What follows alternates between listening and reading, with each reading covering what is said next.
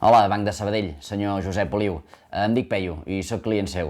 He portat unes cartes per demostrar-ho, que són cartes que ja no les obro perquè m'hi aprofito per dir-li. Els he recordat moltes vegades que no m'ho enviïn a casa, que no m'ho llegeixo, això que ja ho miro per internet, però vostès carden el que volen.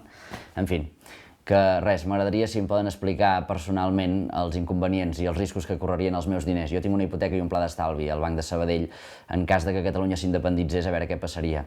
Ja ho sé, que han fet un comunicat a través de l'Associació de la Banca Espanyola, però com que quan tinc el saldo descobert són vostès que em truquen per recordar-m'ho, que veig un número allà, agafo i em diuen som de Banc de Sabadell, que podria regularitzar la situació del seu compte. Havia pensat que en aquest cas també, que fossin vostès que personalment m'informessin de què podria passar. Aviam, no m'ho ha pas d'explicar vostè personalment que altra feina deu tenir, però si el grup d'economistes experts que treballen per vostès que han elaborat un informe exhaustiu, perquè suposo que per fer aquest comunicat que han fet, deuen haver fet tot un estudi previ estudiant de què passaria exactament i els riscos reals que hi ha d'una Catalunya independent, doncs això, si m'ho poden explicar, aquesta gent, jo ho entenc ràpid, vull dir, no soc pas tonto, vull dir que no... Res, només era això. Ah, una última nota, que sóc humorista, però no és una broma, espero una resposta real, perquè, com li diria perquè ho entengui, con las cosas de comer no se juega.